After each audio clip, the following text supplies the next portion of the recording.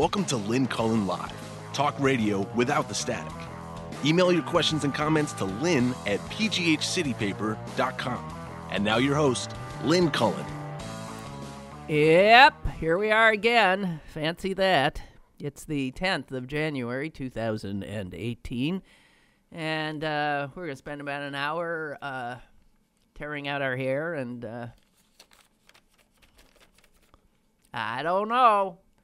There's a plethora. I always love that word. There's a plethora. That's the opposite of dearth. I like that word too. There's a plethora of news today. But of course, that's generally true these days. So I got to start with something that's somewhat local, and that what set me off is an editorial in the Pittsburgh Post Gazette, I'm going to say today. I couldn't believe it. I couldn't believe it when I saw it. Lots of times there are editorials in this so-called liberal newspaper. I said so-called, and let it be noted and underscored. There have been times, like their refusal to endorse either Hillary Clinton or Donald Trump, their endorsement of, who did they Toomey? Dear God in heaven. And this is the liberal newspaper. It's bullshit because it's, unfortunately, their publisher is a right-wing nutcase. And where the members of the Block family that preceded his tenure were not right-wing nutcases, but also didn't meddle in the paper as much as this bow-tie jerk. So, can you tell I really like him? Never met the guy. Don't ever want to. And if I'm showing him no respect, that is my intent. And if you haven't seen the editorial, here is the headline. Law of the Land, it says. Subheading, Sessions is right to enforce federal marijuana law. You know, a lot of Republicans think Sessions is out of his mind with this. But the liberal Pittsburgh Post-Gazette says, damn straight, Jefferson Beauregard. Our thoughts exactly. And listen, I will read you just one paragraph of this beyond belief editorial. While there may be legitimate uses of marijuana, did you get that? While there may be legitimate uses of marijuana for medical reasons, there is dissonance between the nation's headlong rush toward recreational pot and the raging opioid epidemic. What? What? There is a conflation in the mind of whatever numbskull wrote this piece of drivel between opioids and marijuana? You are kidding me.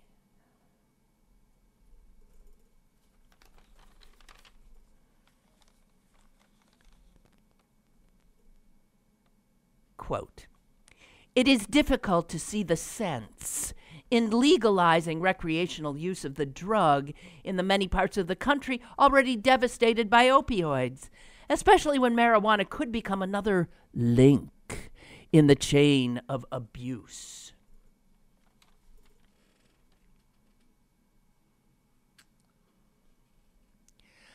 Right before I got out of my car and came into this building this morning, I happened to read an email from a friend. And in it, the friend noted that the governor has now declared an emergency, health emergency, because of the opioid crisis in the state. And my friend said, he told me that his son smokes pot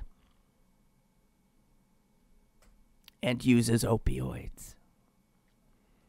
And he says every night he sleeps with one eye open, waiting for a phone call. And he is not sleeping at night because his son uses pot. He is not sleeping because his son uses opioids, which he fears could kill him. If all his son did was smoke pot, he'd sleep well.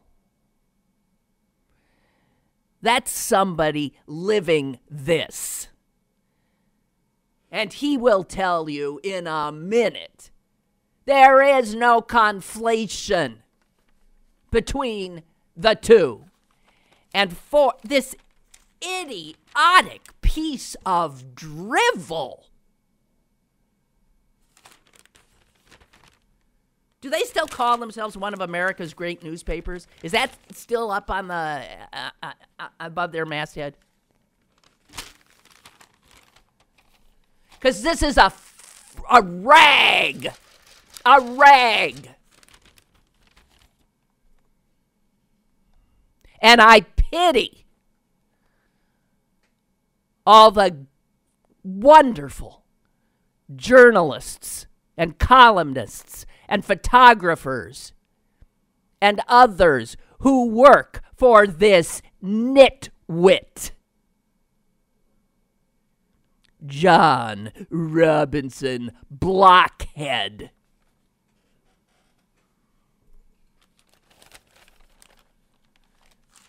Because his fingerprints are all over this piece of crap. I pity. Let's see who's on their editorial board. Do I have it here? No. John Allison is the editorial page editor. John Allison, did you write this? I doubt it. I think Tony Norman is on. Tony Norman, did you write this? I doubt it. Joe Smido, who I shared pirate tickets with, is on. Did you write this, Joe?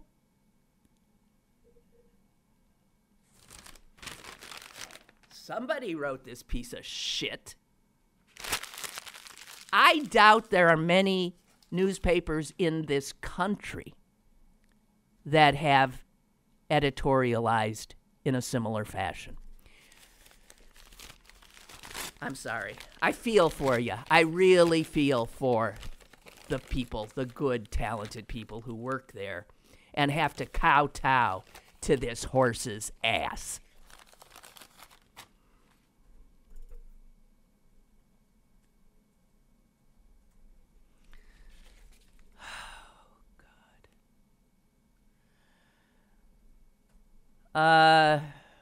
I'm being reminded, thank you, that Blockhead found himself on Trump's private jet during the presidential campaign. And this was in Toledo. Yeah, he was hanging out with the Donald, getting his picture taken with the Donald. And here's what he said. In 39 years, Blockhead, I'm the publisher. In 39 years of full-time journalism, I've met many interesting people. This one was more than memorable. More than memorable. Wow. Well, so the liberal newspaper in Pittsburgh is owned and used by a Trump voter, a Trump lover, and that's how you get editorials like this piece of crap today. I'm sorry. I happened to read yesterday a piece that Cyril Wecht, the famous, illustrious forensic pathologist, wrote about marijuana. And wow, is it amazing. He, in fact, will be a major speaker at a conference being held here, I believe in the spring, which is a global medical marijuana conference. And Cyril will be talking about it, talking about in all the years of his doing autopsies, having to decide manner of death. Never once did he put on a death certificate marijuana. Never once. Opioids? Oh, yeah, because they kill. Alcohol? Oh, yeah, it kills. Prescription drugs? Oh, yeah, they kill. Marijuana? Never. Nor, does he say, is he aware of any forensic pathologist anywhere putting down marijuana as a cause of death.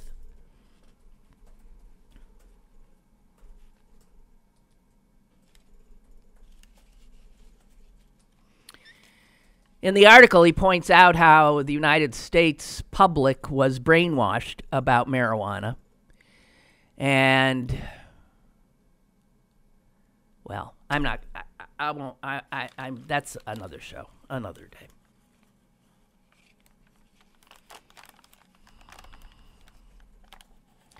He also posits in the piece, and I didn't have a chance to look it up. Maybe, Stephen, you could do that now. He suggests in the piece that Senator Joe McCarthy was a heroin addict. I've never heard that. Tell me. I was thinking of having Cyril on to talk about this, and I don't know. I don't think Cyril likes me very much, and I don't know if we want to. He never forgave me for not supporting him in his bid for county executive. Do you remember that? He ran for county executive against Jim Roddy and lost. And he never forgave me. He's a proud man and an extraordinary man in many ways and a great character. Okay, where are we? Sorry. I'm sorry. I had no idea that was going to turn into that much of a rant. That's how much it upset me. It really did.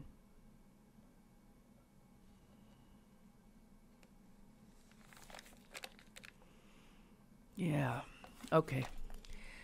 The other thing I was blown away by, wow, were these, the video of those mudslides in California. Did you see any of that?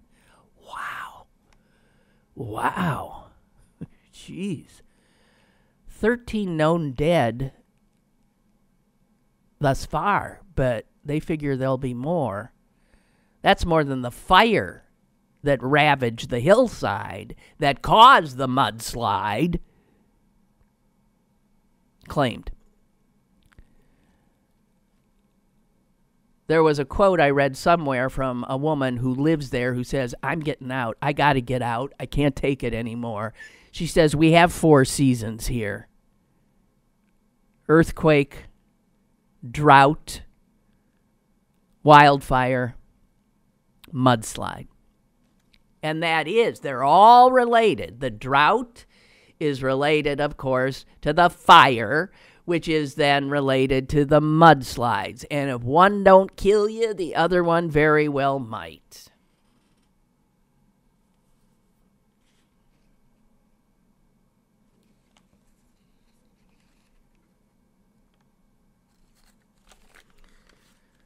Okay. Speaking of weather, did you see they had 14 inches of snow in the Sahara Desert? Now, and there's a picture I'm looking at of these, extraordinary sand dunes of the Sahara capped with snow. It's hard to process. Now, the Sahara, which, by the way, is larger in area than the United States of America. I mean, we're talking about a lot of land and acreage there that is uninhabited and uninhabitable, with extremes of temperature. You roast in the day, you freeze at night. But snowfall is unusual, not because the temperatures don't get low enough for snow, but because, think about it, there's not humidity in the desert. To create snow, you need cold and you need water. You need humidity.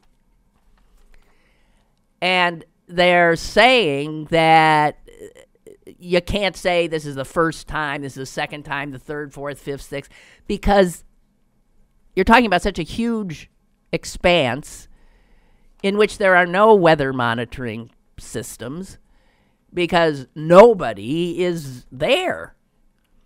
And so it's conceivable that it snows in the Sahara quite often, but it is improbable because of the lack of humidity. One guy who was looking at it, who grew up in the area, he said, it's unbelievable. It's magical. When you walk in the dunes, you feel like you're on Mars. It would seem, I'm sure, otherworldly. So there it is, 15 inches of snow in a region of the Sierra that is in Algeria.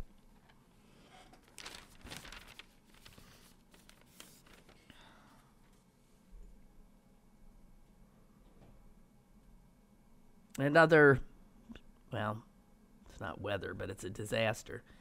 The loathsome, sadistic, racist Sheriff Joe Arpaio has thrown his cowboy hat into the ring to run on the Republican ticket for the Senate of the United States from the state of Arizona. This would be the seat that Senator Jeff Flake is walking away from. Arpaio, who should be in jail, but was pardoned by Donald Trump, is 85 years old, is as mean a son of a bitch as you'd ever want to encounter, is a unadulterated racist terrorist who spent his time as sheriff literally terrorizing, humiliating, denying the civil liberties of anyone with brown skin who came into his purview. And for that, of course, Republicans love him. I'm I'm behind him. I so want this guy to prevail in the Republican primary, assuming that he has other people who he's running against to be the Republican nominee. I am so praying that Arpaio wins that primary, because he will go down in flames in a general election. He will so motivate Democratic voters, Hispanic voters, black voters, even white people with tan voters to get to the polls and vote for the Democrat, who is, by the way, a woman who is I think a 3-term congresswoman from Arizona. So let us hope. Let us hope the old despicable creature, Arpaio, prevails in his desires to carry the Republican mantle in this office, for this office.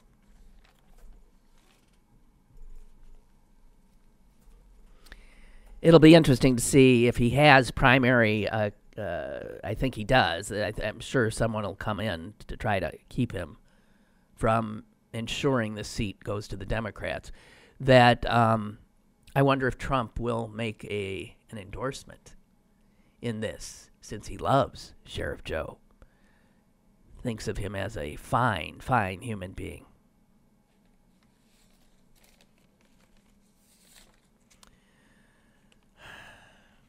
Donna says, it is discouraging to hear you constantly talk about the lack of leadership in the Democratic Party. 10 months or so before Obama was nominated, you would not have identified him as the leader of the party. 10 months before he was nominated. That is correct.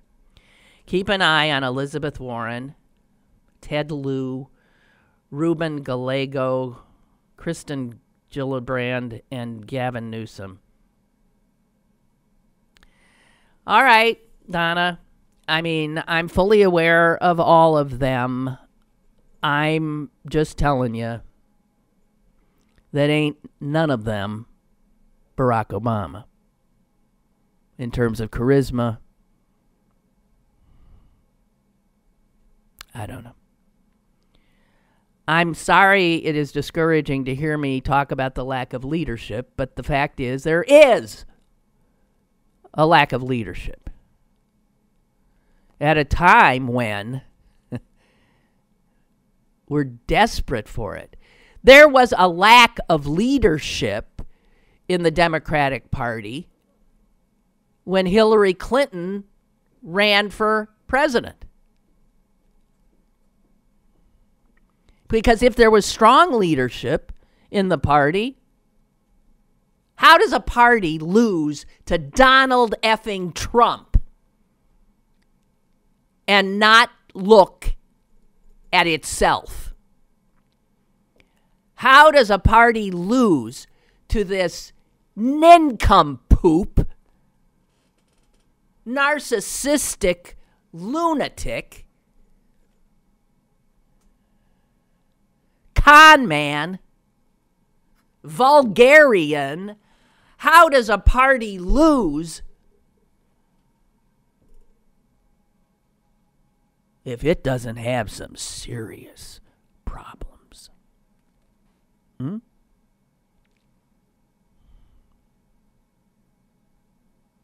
The problems predate. I'll say Barack Obama had something to do with the lack of leadership, because the job of a president is an impossible job. There are a million hats a president wears. Head of state, head of his party. He's the queen. He has to do all the ribbon-cutting bullshit, the photo op bullshit. He has to be the major foreign. He's the head of the military, for God's sakes. He's supposed to be the mourner in chief, right? The charismatic leader that holds a country together. Now, it is rare for any one being to encompass all of those abilities and talent, and even if they did, to have time to exercise them. But Barack Obama, for all his wondrous qualities, did not like the part of the job that was leader of the party.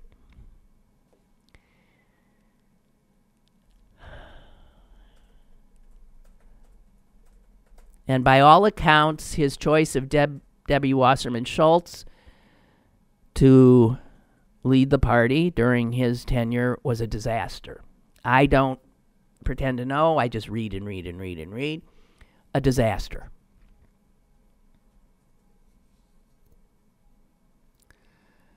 The Democratic Party is in big, big, big, big trouble. If it was a party that had its act together, Donald Trump would not be the president of the United States. And things have not improved in that regard since Trump's ascension. If all the Democrats have actually going for them right now is Donald Trump's the president, that ain't enough.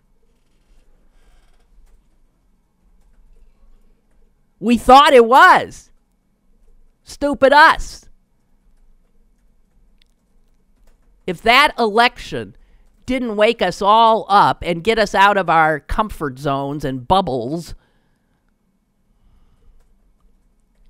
we think we're so friggin' smart. We look down our noses at all those people who put Trump in office. They cleaned our clock. Who's so smart?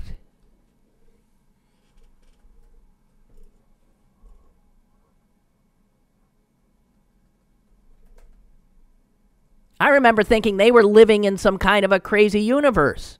Look at those idiots. We were the ones living in Crazyville. We were the ones who hadn't really looked out and seen the whole picture. We were the ones, every bit as much, in a bubble of our own making. I'm sorry, but no. I'm not a proud Democrat. Let's put it that way. I'm a shamefaced Democrat, as I think all Democrats should be. And I am not suggesting that there are not good people in the party. But if you think Elizabeth Warren is the answer, you're nuts.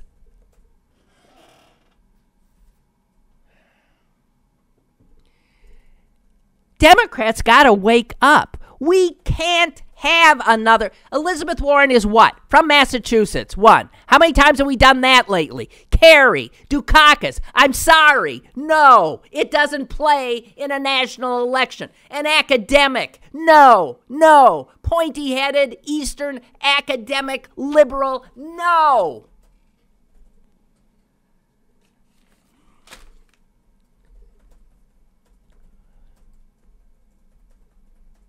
And it ain't Oprah either. Okay?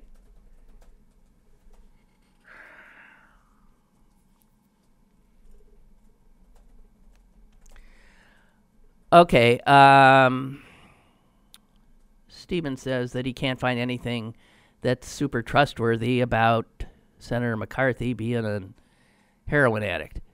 For Cyril to say it with he just offhandedly said it, which I found stunning, but whatever. You did find one.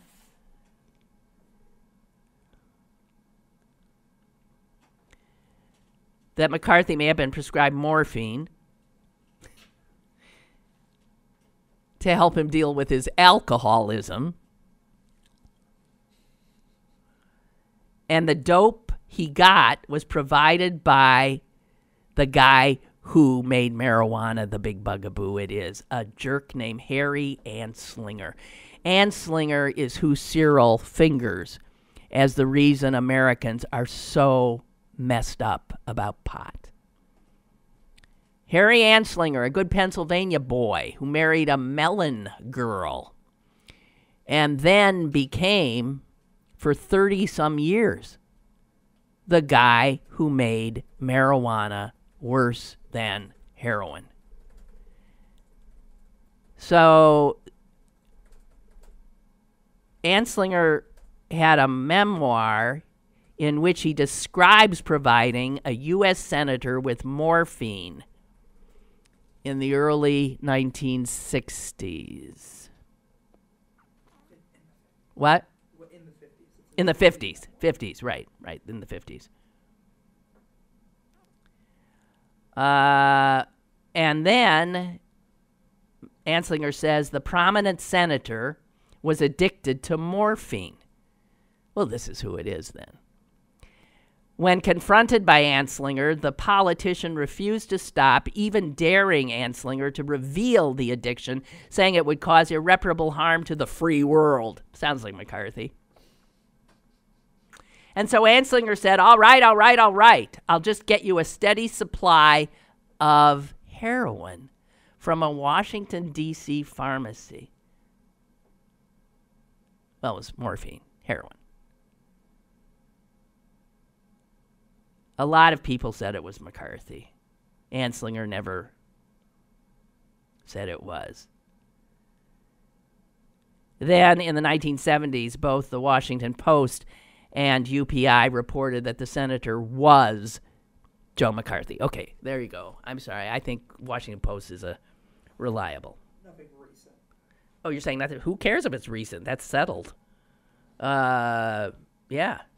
McCarthy's opioid addiction became public only after Anslinger's death. Okay. Agents who worked under Anslinger claimed that Senator Joe McCarthy was addicted to morphine and regularly obtained his narcotics through a druggist near the White House, authorized by Anslinger to fill the prescription. Well, oh God.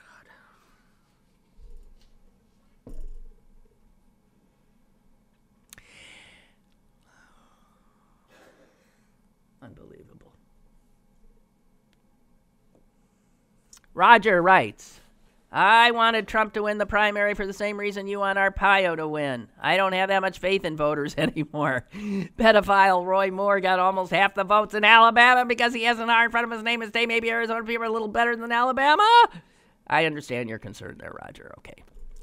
Okay, well, so it's okay if we knock him out. I just want the Democrat to get the seat, and it'd be easier to beat Arpaio, without a doubt. Without a doubt. By the way, is anyone ever going to address the Electoral College? We're fucked with that. I mean, because the big square states that, have more cattle than people, those states will never go for getting rid of the Electoral College, and there's too many of them. There's no way to do it. I don't see how it'd have to be a constitutional amendment. And I don't see how that would ever pass. It'd have to pass through state legislatures. How's that going to pass? It's got to pass. Nah, not gonna happen. So what has to happen? I think Democrats have to be force marched into red states and told to live there. That's what we got to do. See, the reality is Democrats congregate in urban areas. So if you have these rural states, there are never enough Democrats. We need Democratic patriots by the thousands to move to red states.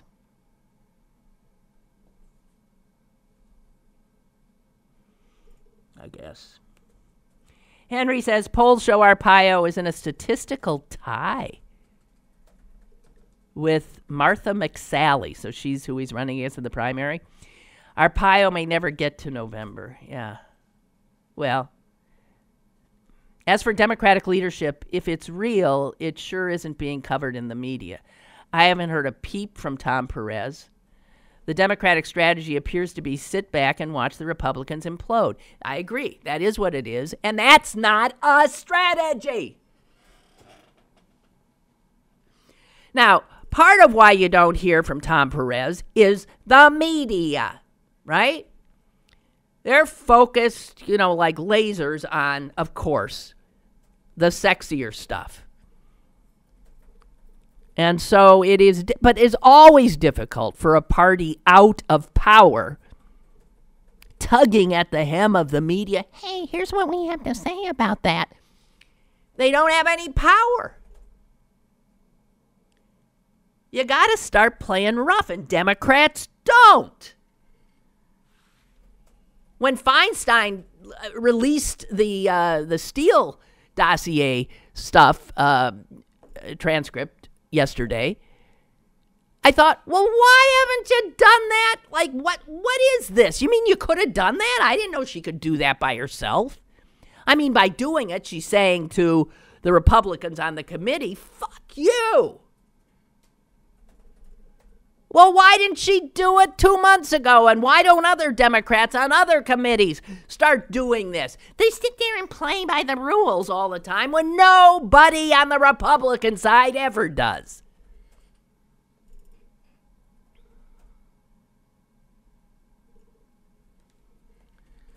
I'm giving myself such a headache.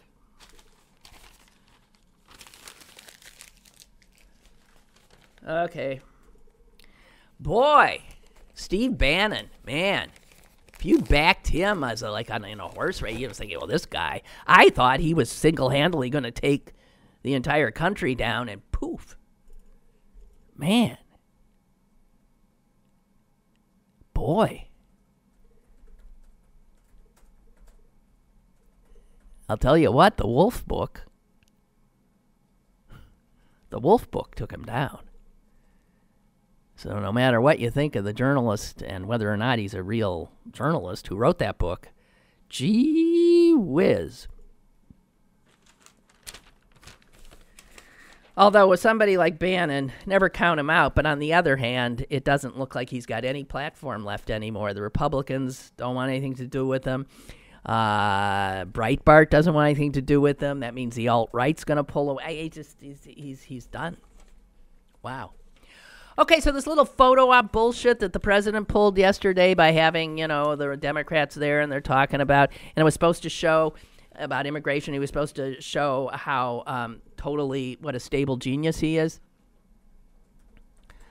Again, the media, I think it was Dana Bash and CNN's talking right afterwards about how, well, now this is a great day for the president or whatever. He was in control. He listened. He didn't lose it. He this, that, and the other thing. And then you look closer. Bullshit. He managed to control himself, but what became clear to anybody who was listening to what was being said is he doesn't have a friggin' clue what he thinks about immigration. So that he readily agreed with Feinstein when she said, can we just do a clean DACA bill? Yeah, he said, that's exactly what I want to do. When all the Republicans immediately freaked when he said that, because that is not what they want, and that is not what Trump wants. But he doesn't know what a clean bill means. He was doing what he always does in these situations, just trying to please whoever he's sitting across from and, stabbing him in the back later. It showed a guy as clueless as, and the body language, you don't have to be a body language expert. But here again, his posture in these meetings is always the same. I'm looking at a picture of 1, 2, 3, 4, 5, 6, 7, 8, 9 people sitting on his side of the table. And all of the people at the table are leaning in, because that's what you do when you're leaning in. Their hands are apart, they're on the table, or they're this. They are open and listening. Here is Trump. He is in these meetings in a defensive crouch, even when and that defensive crouch, I guess, terrorizes the other people at the table for some reason. I don't know.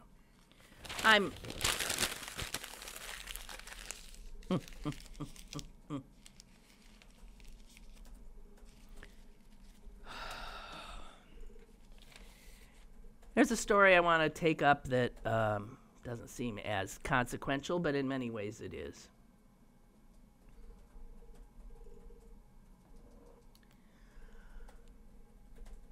This has to do with Hollywood again, and after that wonderful, touchy-feely, aren't women in charge, powerful Golden Globes thing the other night, it has now been found out that one of the films that had some contenders in it, called All the Money in the World, which is a film about the kidnapping of John Paul Getty's grandson, I believe in like the early 70s, and how the son of a bitch Getty, maybe one of the worst men who ever lived, really didn't even want to, he didn't give a shit if they killed his grandson, actually.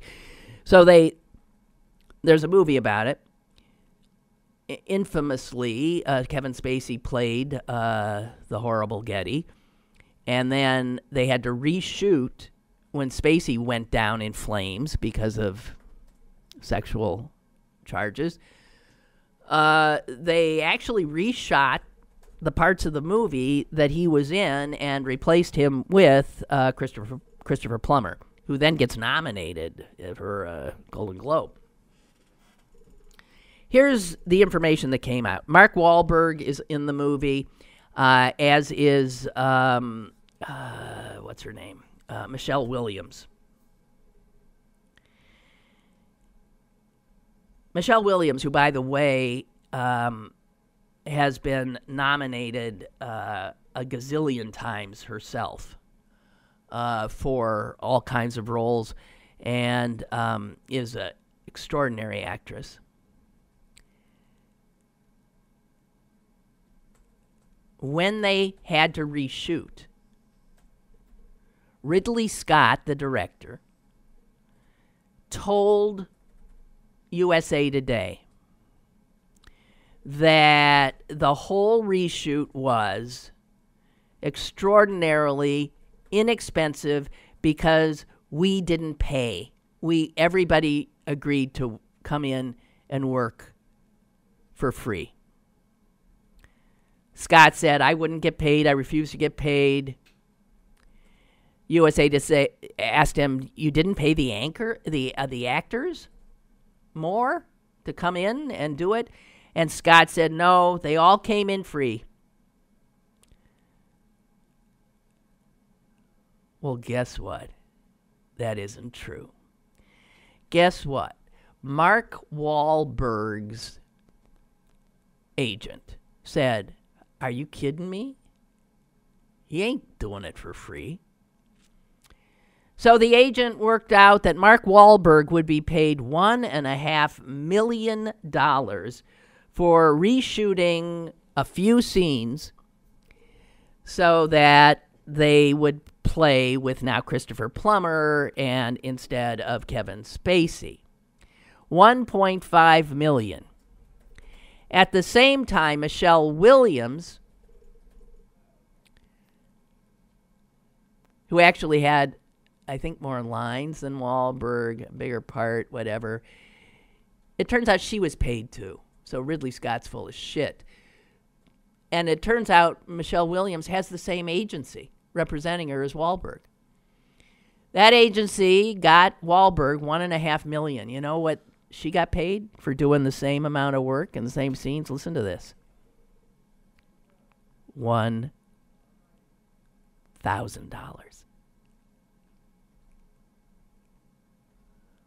$1,000. There you have it, guys. The white guy gets $1.5 million. The white woman gets $1,000.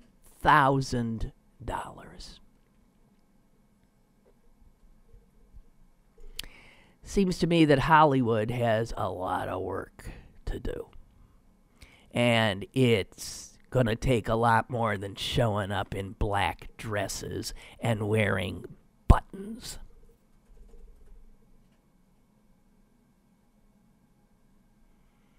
I'll tell you this much. Michelle Williams better get herself a new agent. That is unbelievable.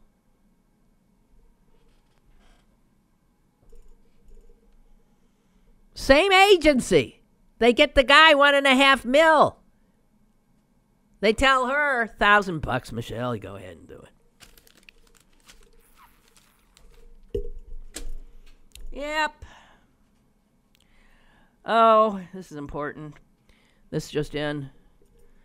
The poor folks in Rocky River, Ohio. It's a suburb of Cleveland. There's a whole bunch of them can't get their mail.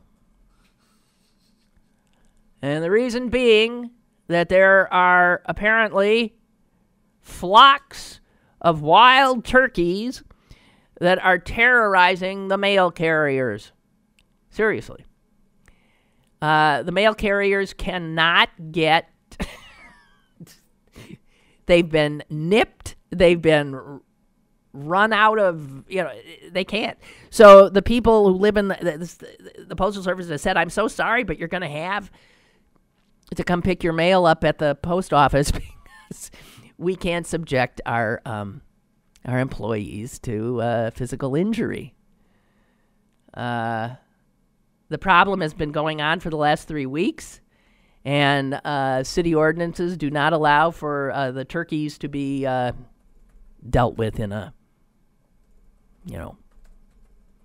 picked up, shot, left out, whatever. So the turkeys win. And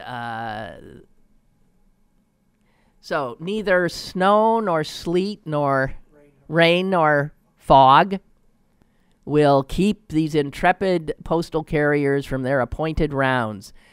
But wild turkeys, that's another thing. Oh, yeah, this is an amazing story. Bob and Braddock is reminding me. I imagine you're aware of the Memphis megachurch pastor named Andy Savage. Yeah, I read it. Okay, this is a guy who 20 years ago was like a youth minister someplace in Texas, I guess. And he was driving a teenage girl home after something at the church. And he drove right past her street and drove her to a secluded area and essentially raped her. And then he freaked out. He left the car, fell onto his hands and knees, wailing, oh Lord, what have I done? Please forgive me, oh God, this moment of weakness, whatever. He comes back into the car and says, you can't tell anybody about this. You cannot tell anybody about this. Oh, blah, blah, blah, blah, blah. Well, she did. And nothing much was said. I guess he was sent away. And he ended up in Memphis as 20 years later, has got a huge megachurch and all this kind of stuff. She has resurfaced, the woman, sent him an email saying, I remember. You remember? #MeToo.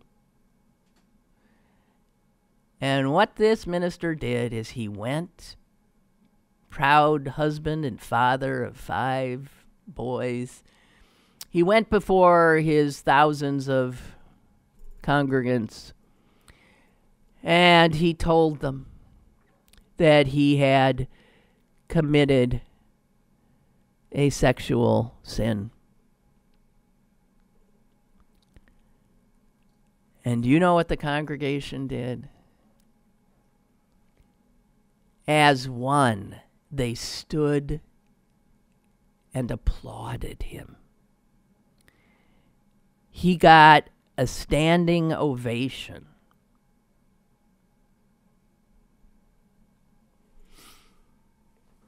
And this points out this problem with these evangelical Christians.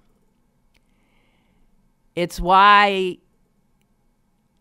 the worst information, Roy Moore, whatever, about people, they are always able to slide by.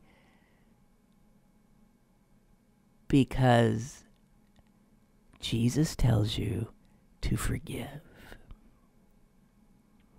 And so, I guess by admitting saying what he'd done. I don't think he told them in any gory detail. They rise as one, showing how Christ-infused they are, willing to forgive him.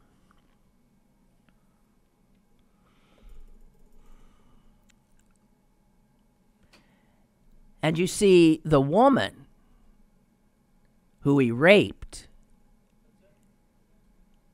is supposed to forgive him too, as a good Christian.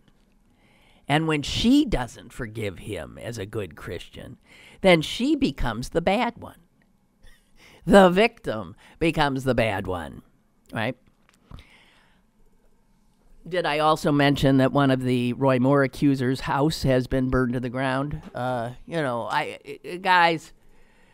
I'm telling you, the reason I'm so pessimistic about this Me Too movement really changing much of anything is because of reality.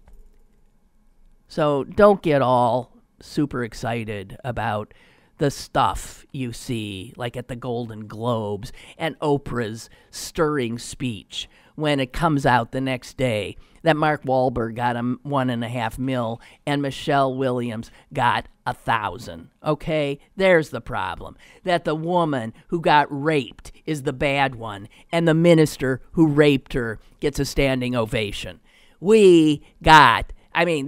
The work that needs to be done will take millennia. We have a call. Hello? Hi, Lynn. Hi. Hey. Please, get a hold of your whiskers here, sister. Okay, now let's just look at it, okay? Yeah, this sucks. It's all a nightmare. Oh, it's a train wreck. But look at Feinstein releasing the Fusion GPS transcripts against supposedly her lifelong stature of procedure following, and this was against everything, and that shows Democrat growth. You know, I'm actually back to watching Rachel Maddow on what is that, MSNBC. I'm back to watching that. Hey, maybe we needed a wake-up call. Just what if we needed a wake-up call?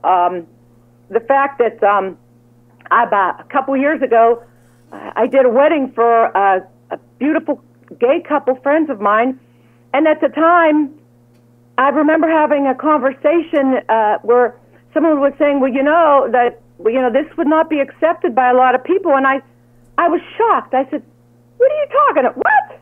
I was so removed from evidently the reality of all the haters there. I could not believe anybody would have a problem with same-sex marriages. It was just very foreign to my thought process. Okay? So, in the meantime, I've had a big old wake-up call here. Those are the people that voted for Trump. And if the other thing that I need to share with everybody here and you is, decades ago, I remember having a conversation with a beautiful young black man, and he was saying to me, he was talking about Malcolm X, and he was telling me that Malcolm X believed that black Americans needed to go back to Africa was their home. And I remember saying to him, hold on, I'll be damned if somebody is going to tell me this isn't my country. Oh, okay. I told him, I said, I don't know. I don't know if that's a good way of looking at it, because, no, this is our country. This is ours. This is our country. No one has the right to tell us what we're going to do, how we're going to be, the way they want it. No, absolutely not. I just got to say, no, this is an opportunity for us to learn, and it's a big old wake-up call. Okay. I thank you for that. Thank you. Appreciate it. Hey, Lynn, put that in your pipe and smoke it. All right. Will do. Bye. And, by the way, I don't have whiskers. Well, actually, I do. Caller! Hello. Hello, Lynn. Yeah. You were talking about marijuana earlier. Yeah, nobody's ever died from an overdose of it. No. And sure, it has health risk, and you might die from it, but so does eating too much red meat and too much sugar. And so I don't know what the big, like I said, I don't use it, but I don't know what the big deal is about it. You know what has, alcohol's yeah. worse. You know what has serious life risks? I mean, health risks? Life. Right. Yeah? Life. No, yeah. Always you end up dead. I'm sorry. You just end up dead. But I hear you. Yeah. Thank you. Okay. Bye. Goodbye. You guys thinking I'm in a really bad mood today, huh? Is that how it's coming across? I guess. I didn't think I was in a bad mood. Here's some good news. Federal judge, North Carolina. They told those North Carolinian Republicans, hey, jerk-offs, the way you gerrymandered the congressional districts here, it's unconstitutional. How about going back and doing that again? Or we're hoping for the same kind of decree here in Pennsylvania from a federal court.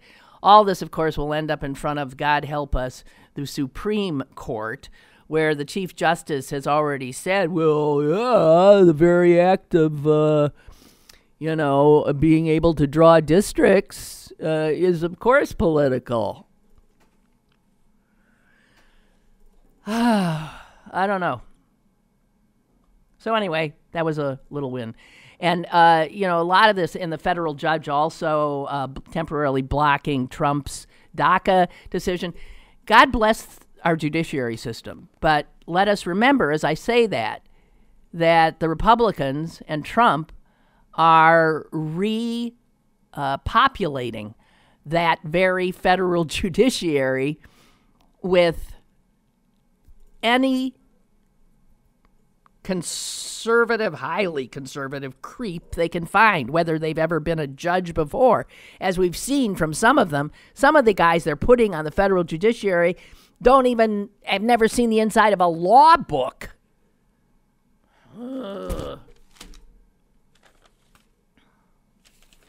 And here, of course, you see, I told you, I think yesterday, how this Trump deciding that we're going to have oil derricks, gas wells all around our coastline. He opened up everything that Obama had shut down, even more.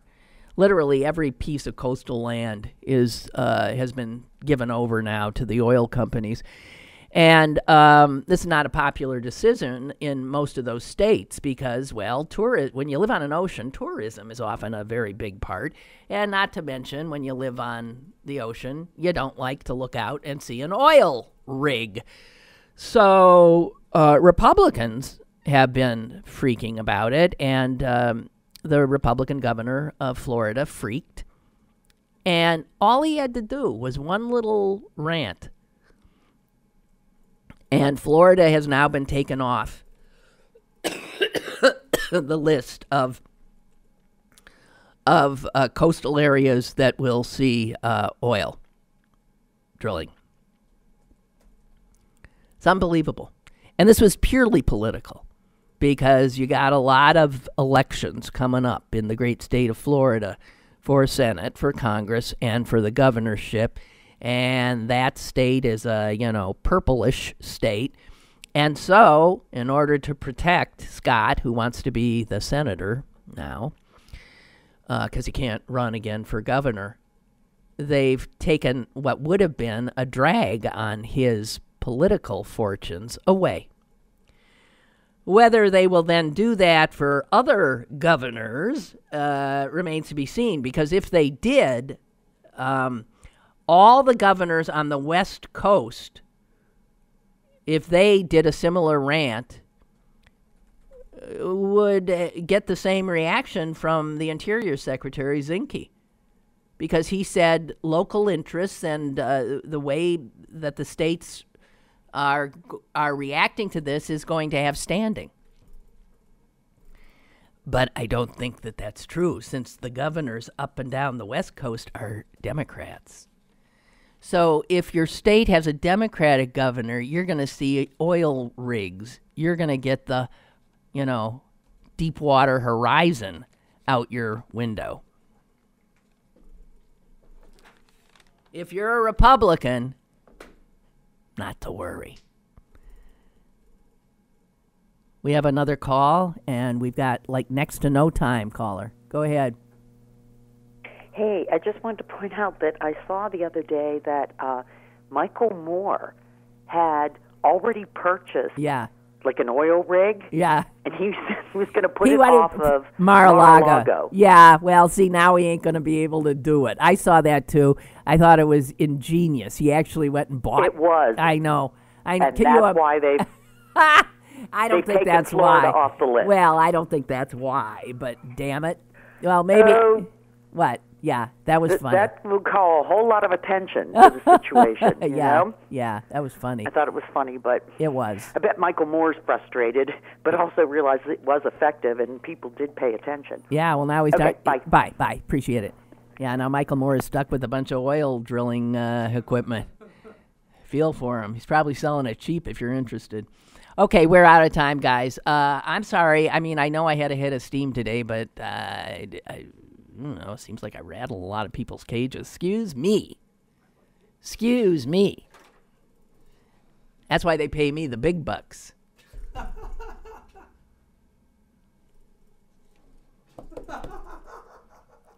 right, I'm getting out of here. Goodbye. Lynn Cullen Live, Monday through Friday from 10 a.m. to 11 a.m. and archived at pghcitypaper.com. The opinions expressed on Lynn Cullen Live are those of the host and do not necessarily reflect the viewpoints of Pittsburgh City Paper or its advertisers.